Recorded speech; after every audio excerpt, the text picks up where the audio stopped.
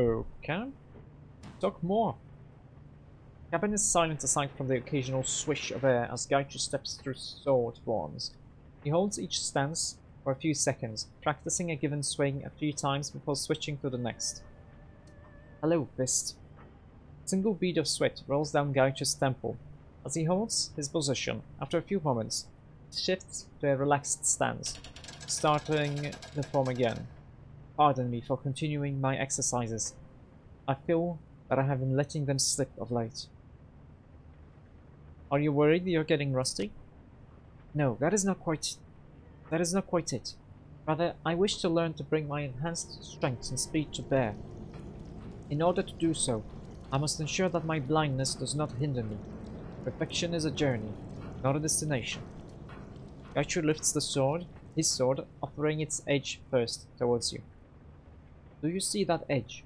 Forged by one of the finest swordsmiths in modern Japan, diamond-coated edge capable of cutting even the most hardened ceramic armors.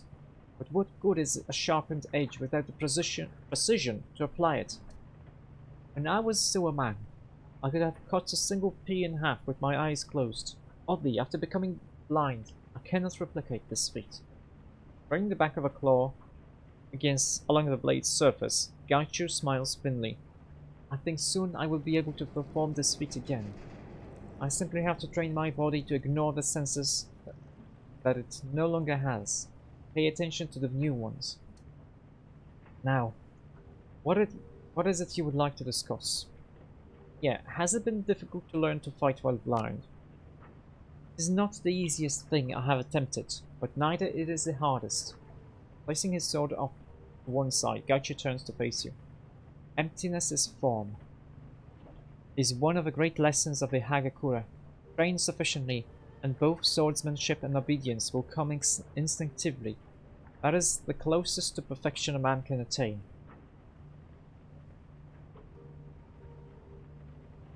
So, in a perfect world, you would have killed yourself when you got infected? If an order should be unjust or foolish, it should not be followed. To waste a skilled warrior, as they would have by killing me, it is unacceptable. Obedience without a thought is to be cultivated. But so is the moral fortitude to know when to disagree. When I was new to the unit, I thought that to be a good samurai was the ultimate goal, that to serve justly with dedication was the greatest honor a warrior could have. We are all young and foolish once, I suppose. So what changed your mind? Beyond my disease? It was a fight. Fukuoka. My former team ambushed me. It has a singular effect on my worldview. We were taught that we were superior to everyone, that since we were pure humans and Japanese, we would always win. I believe that most never questioned the validity of that claim, even when confronted with direct evidence to the contrary. Tell me about when your old unit ambushed you. Very well. Gaichu draws his nails over his scalp, sighing. My time in Fukuoka was tense.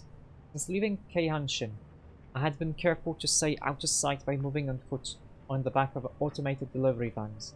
I was running out of food, however. I needed to be in a city for that. Fukuoka is just big enough to get lost in, but not so large that a ghoul sighting would go unnoticed. I hid in an abandoned building and storm drainage systems. For 2 weeks I managed to stay hidden. The strain of having to constantly move was wearing on me, however. I made a mistake. What happened? I had to get out of Japan. All of my contacts in Fukuoka had come up empty-handed, and I asked for a way to China. I was running low on money, and I could feel the team catching up with me. A contact of mine in Kumamoto owed me a favor, and arranged passage for me if I could reach the city in 48 hours. Gaichu closes his eyes, resting his face in warm palm. If I had taken my time, I could have made it to Kumamoto without incident. But I let caution slip when I got his email. I thought that if I disguised myself, I could take the train there.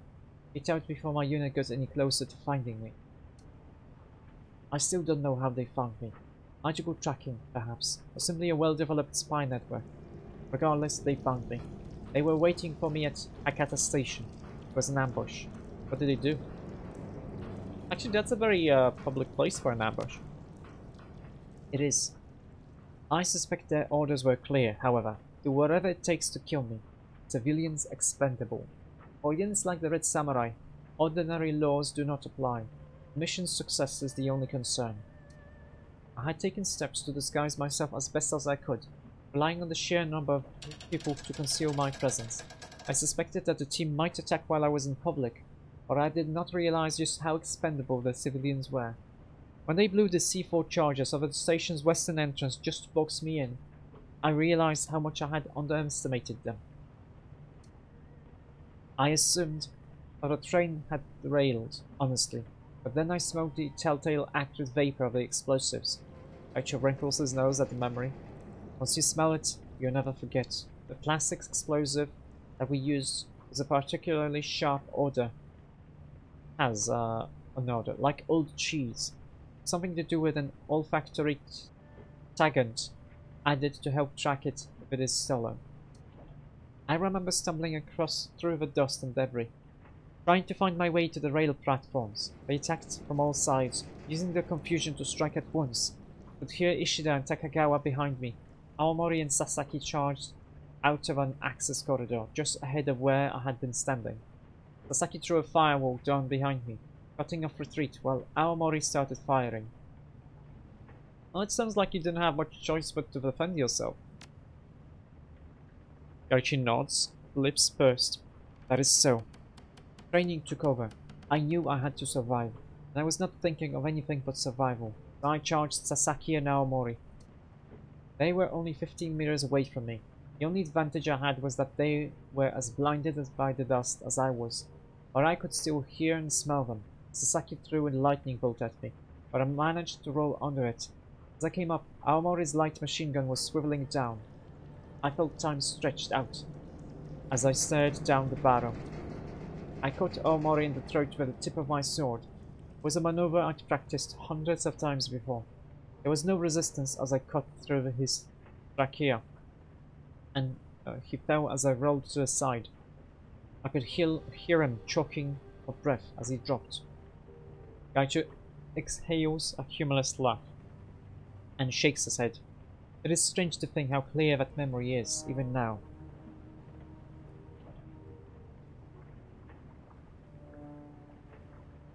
Well, when the adrenaline is pumping, you form memories with more clarity. Certainly, that is true, but I remember that strike so clearly for an entirely different reason. It was in that strike that I realized who I truly was. What did it mean that I, an infected monster that was less than a beast, could still defeat the finest soldier in the world? Red Samurai doctrine taught Aomori that the others do not, and not the others not to fear me, and this overconfidence would be their death. I realized I had progressed beyond their ability to understand. My sword was as accurate as ever, but they could not account for it due to ideological blindness.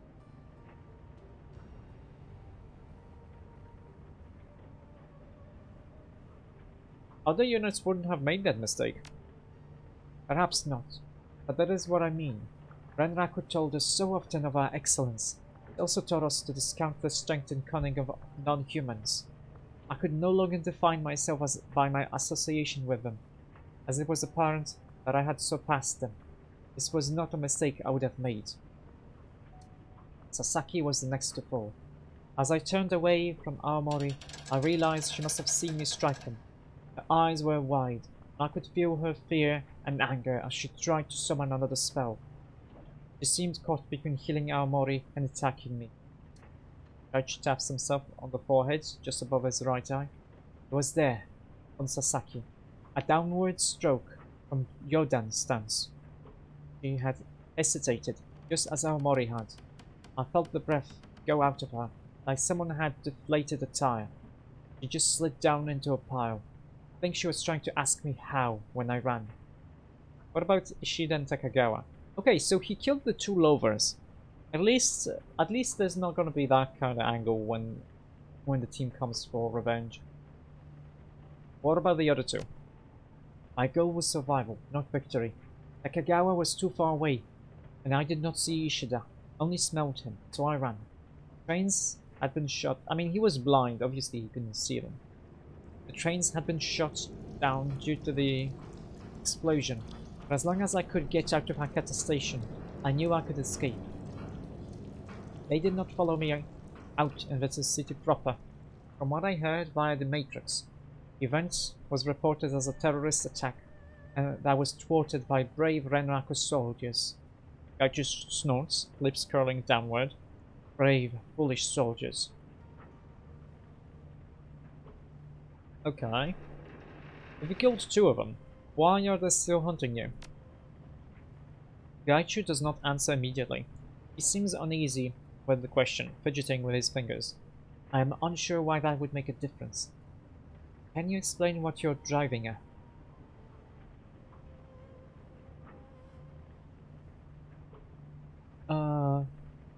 If you train with your unit so extensively, won't it be impossible to replace the ones you killed? Ah, I see. I think your mistake is in seeing this from a practical perspective. The problem is emotional, not mechanical. Folding his arms over his chest, Gaichu continues to explain. The nature of Red Samurai assignments is such that losses are generally zero of the entire team. In those rare cases when Red Samurai teams suffer partial losses, the remnants of the impacted team are shuffled together and undergo retraining. Sasaki and Aomori will undoubtedly be replaced. The problem is that I cannot be replaced. Simply put, I am not dead. Ordinarily, a missing Red Samurai would be considered dead for purposes of reorganizing teams. Renraku knows precisely what has happened to me. What's more, my failure to do my duty reflects badly on the unit. Others will undoubtedly resist joining my foreigner squad, as it has been tainted. That's kind of a strange way to organize a military unit, but he did explain that it's a matter of honor, so until they kill you, nobody wants to join the club. Gaichu nods his assent. Yes, that is the case. We cannot move forwards and rebuild the core of the unit unless I die, both because of their own expectations and a stain on their honor. Even if they accepted my decision, the rest of us Red Samurai would not. They have haunted me in Japan, Shanghai, and Beijing, and now I'm certain they haunt me here in Hong Kong. The cycle will continue endlessly for the foreseeable future, unless we kill them. Such is the way of life, of things. Wouldn't it be easier if you faced them down rather than run? How do you mean? I have faced them several times in the past, in Fukuoka and in Shanghai. Unless you have a deeper meaning I am unaware of, I have already done as you suggest. Well, go kill them. Gaichu pulls back as if you have slapped him. What do you suggest? That I hunt them down while they sleep and murder them in cold blood?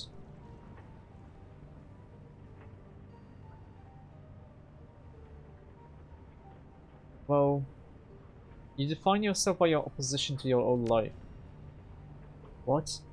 Been you a few times, Gaichu leans closer to you. I am unsure that I clearly understand your meaning. Can you explain yourself more clearly? Think about it. You get to live as a Ronin Red Samurai, unfairly cast out by his unit.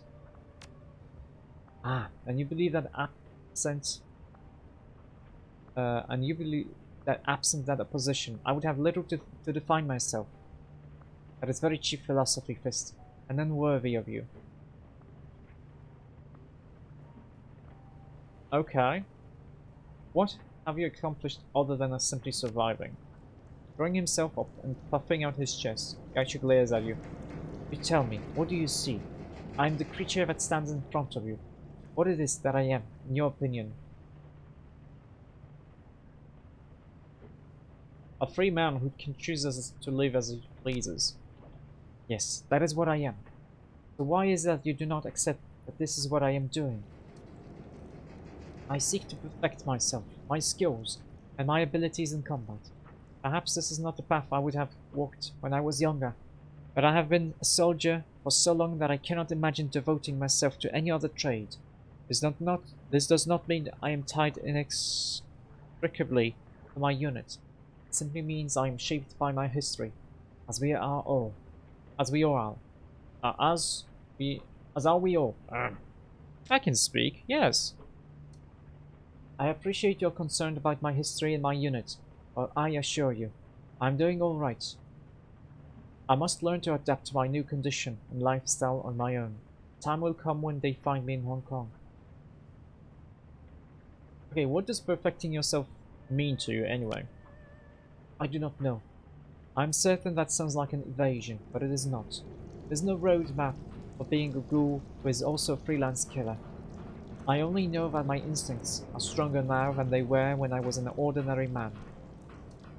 Because of this, I must learn to make my own way in this world. There is no older teaching. There is no older teaching for me to reach for.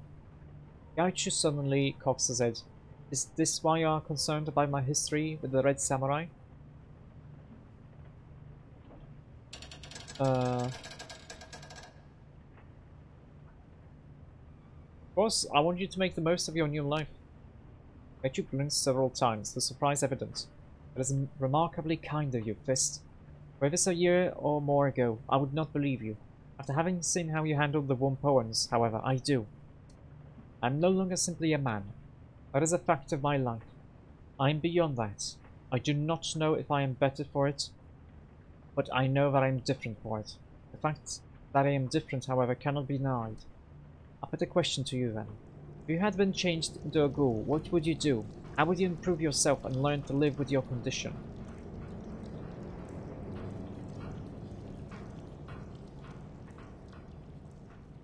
Well, I need to remember that I'm human. I'm not human.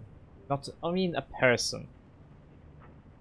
Not any longer. To be a ghoul is to be different from a human, as it is to be a troll. So more, in fact. Trolls are closer to men than I am. Changes are not only physical.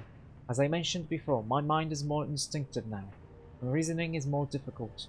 I tend to react quickly, without thought, but that is also generally, but that's also generally will turn the tide in my favor. Gaichi squares himself, nodding several times as if agreeing with his own internal dialogue. Warriors must learn to push their body and soul to the utmost limit.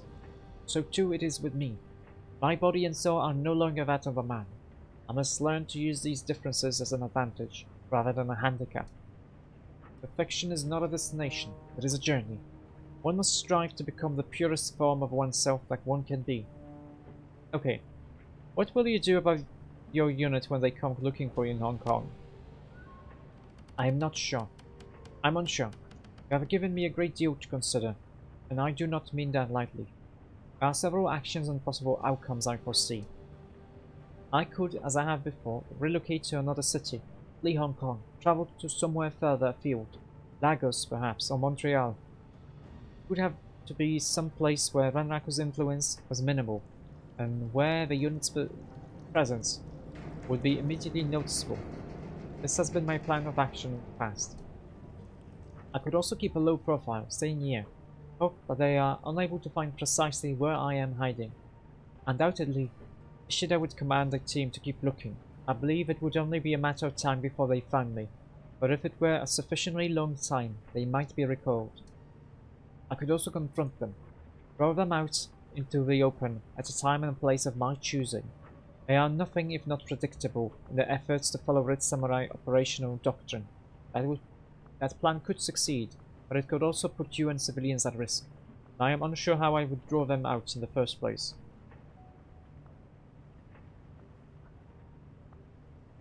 You need a way to find them. You need to find a way to fight them. Gaichi sighs, shoulders slumping a little. I am unsure if that is the wisest course of action. I am going to need to think about this a great deal. Please let me think on this. I will have an answer later. Okay. That's a lot of talking. In the darkness of a cavern, Gaichu is hunched over a pile of keepsakes. He has unpacked most of his box. The contents are lying strewn about the floor in a disorganized mass. The ghoul gingerly picks through them, turning each one over in his fingers As he feels their shapes, he addresses you without looking up. Please mind your step, Fist. I fear I have made a mess, and many of my possessions are quite delicate. I would be rather upset if you were to accidentally crush any under your feet. After a moment, he places the one he holds, a small ceramic statuette of Daruma, to one side.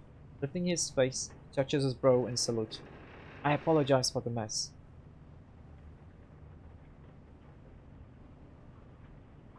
Why do you have all of these on the floor? Gaichi gingerly begins collecting his things and arranging them back in the box. I'm simply thinking about the chain of events that have brought me to Hong Kong.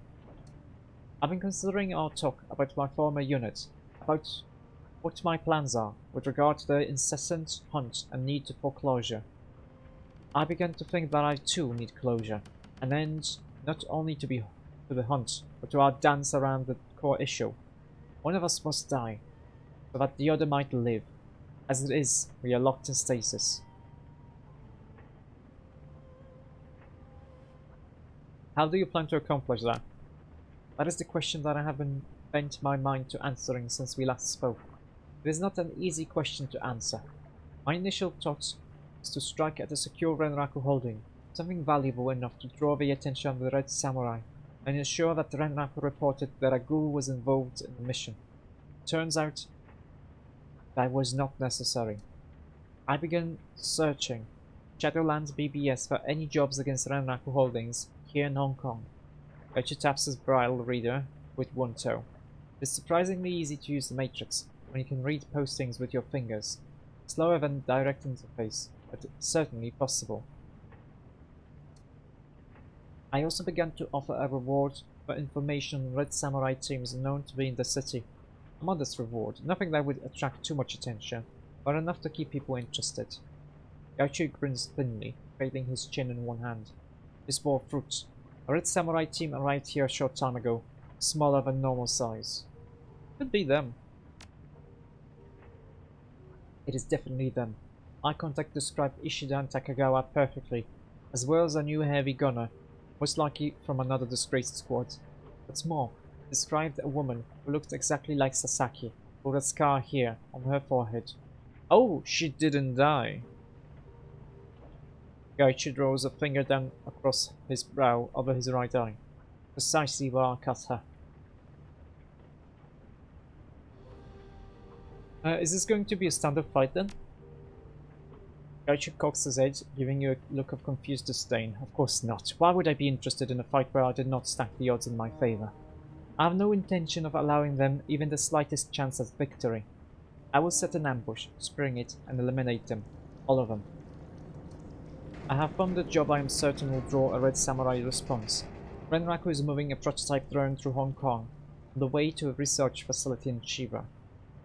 It is of a new design, implementing machine learning and pseudo-intelligence. Gaichi stands, smiling wryly. Something that advanced would certainly attract a Red Samurai team, should someone attempt to steal it. What if another team responds? That would be impossible. Red Samurai are stationed at research facilities, like laboratories, and other high-security areas. Renraku has no such facilities in Hong Kong at the moment, as most of their holdings of that type are in Taiwan. My former unit will be the only one close enough to respond to the threat. Johnson for this run is a Renraku scientist escorting the drone. He wishes to leave Renraku's employ, but is unwilling to risk reprisal, so he escape on his own. To put it simply, he wishes to make it look like he was killed during a robbery, hence why he wishes the experimental drone stolen. There is nobody. If there is nobody, there will be no investigation into his whereabouts. So we can kill two birds with one stone. Gaichi inclines his head in agreement. Precisely. I can rid myself of my pursuers, and he can be free of their yoke. While I owe this man no loyalty, I think I understand his sentiment. Besides, we will be receiving payment for a job. Okay, when do we leave? As soon as you are ready. I will message Mr. Johnson and let him know that we are prepared to fake his murder, and to be ready for our arrival. I suggest you prepare as well. The Red Samurai are excellent combatants, not to be taken lightly. Nice. Don't know about the mission for Gobbet. I hope I can do it still. Let's go talk to her.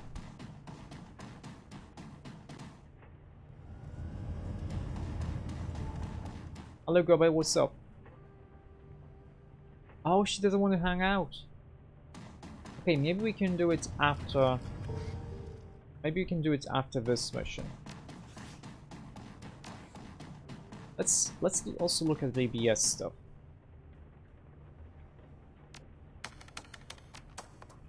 No.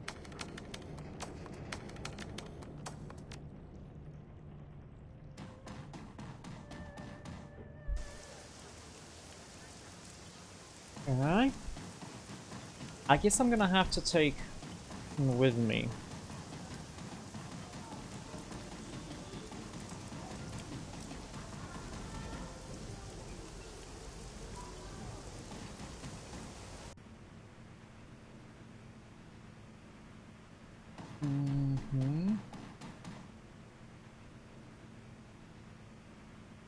Travel to the Renrak warehouse in Toller Harbor to ambush Gaucho's old red samurai unit. Gaucho has to be present, that's unfortunate. Crazy. Oh, there he is. Got a katana.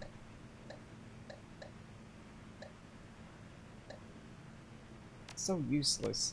He doesn't have spells, he only has a katana. And that's about it. Well, he's kinda good at apparently throwing stuff too.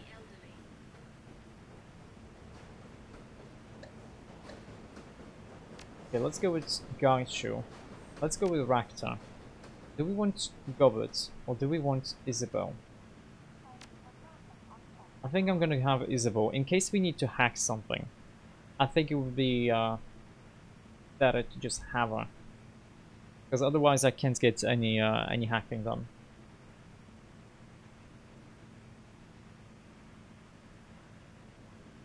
Or I could get Goblet instead of Rakta, but he's still like really useful.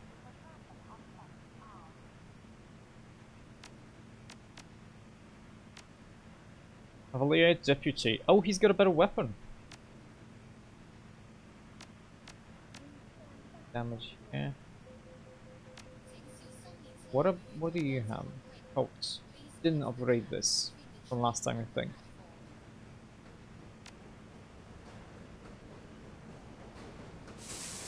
Okay, so she doesn't have the haste. She got replaced by the channeled haste, but she still has the aim.